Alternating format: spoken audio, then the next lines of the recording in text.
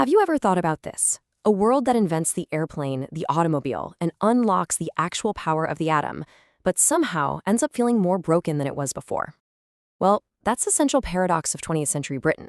According to the writer A.C. Ward, for every single step of material progress, there was a step backward in moral and spiritual well-being. So, how does that happen? How did a century of such incredible, tangible gains lead to this profound sense of loss? Let's dig in. And boom, right out of the gate, you can see this central conflict. The scientific revolution was a total double-edged sword. I mean, the same engine that powered the airplane, it also made mass slaughter in 2 world wars possible. The motor car, which gave millions this amazing new freedom, also let young people just drive away from any parental guidance. And get this, even the welfare state, a system designed to create security and contentment, somehow led to this widespread mood of just sullen discontent. So you see, every single step forward came with a brand new and very complicated price tag.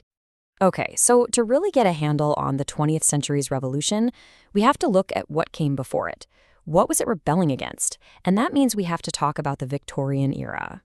For them, their world felt like it was built on solid rock. But as you're about to see, that rock was about to absolutely crumble. The Victorian mindset, it was really built on these huge pillars of certainty. People had this deep, fundamental belief that their core institutions, the family, the British Empire, the church, they were permanent. They were final. You didn't challenge authority. You accepted it. The default setting was just to affirm, to agree. It really was a world that felt like a house with completely unshakable foundations. And then you get this trumpet call for a whole new era. This line from George Bernard Shaw's play Major Barbara just perfectly captures this rising tide of frustration. Thinkers like him saw a world that was racing ahead with technology, but was completely stuck in the past with its ideas. Shaw was basically asking, hey, why are we so quick to scrap our old engines, but so unwilling to scrap our old, outdated prejudices? So Shaw and writers like him started spreading what Ward called an interrogative habit of mind. Basically, they taught people to ask questions. The old watchwords of accept and affirm were thrown out. And the new ones? Question, examine, test. Suddenly, every tradition, every authority figure was up for personal scrutiny. Now, for some people, this was incredibly invigorating. But for a lot of others, this total collapse of certainty left behind a massive spiritual vacuum. And this shift, it didn't just stay in the realm of politics or philosophy. It ripped right through the world of literature, creating this huge divide between art for the masses and art for a very, very select few. You can literally pinpoint the turning point right here on this timeline. In the early 1900s, authors like Shaw and H.G. Wells, they believed in art for life's sake, the idea that you could use literature to actually improve society. But 1922 changed everything. The publication of James Joyce's Ulysses and T.S. Eliot's The Waste Land, well, they made literature intentionally difficult, almost hostilely complex. It left what Ward calls the high road of communication and just retreated into this intellectual fortress. And here's the justification, straight from the horse's mouth, T.S. Eliot himself. He argued that it was actually a good thing for serious literature to appeal only to a tiny elite audience. In his view, to suggest that art should be for everyone was, and I quote, asserting a principle of disorder.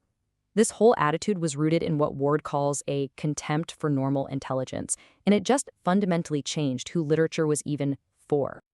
All right, let's step away from the literary world for a second and look at the broader social landscape after World War II. It was supposed to be the century of the common man, right? But a very different kind of figure was about to take center stage. And here you see this really crucial shift. The common man, that quirky, lovable, individual little man celebrated in early novels, he gets replaced by mass man. And in this new age of massive government bureaucracies, mass man wasn't an individual at all. He was just an anonymous part of a huge system, treated less like a person and more like a punched card being fed into a giant machine. And that machine, the welfare state, well, it had some very unexpected results. It was designed with this really noble goal: create security, prevent mass unemployment, make people content. And in a way, it worked. It created this affluent society with full employment and high wages. But the happiness that was supposed to follow, it never showed up. Instead, you get this bizarre paradox. A widespread mood of sullen discontent settles over the very people the system was built to help. So, what do you do when you have more money than ever before, but you feel vaguely unhappy and unfulfilled? You start buying things. Lots of things. This is the birth of modern consumer culture in Britain, an era fueled by status symbols and the relentless pressure of keeping up with the Joneses. The desire to possess things to display your status, it became the new national pastime. So, what were the defining features of this new post-war order? Well, it was a culture defined not by what it built up, but by what it tore down: tradition, authority, and any sense of restraint.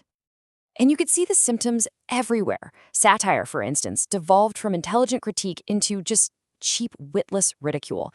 Contempt for authority in any form became the default setting.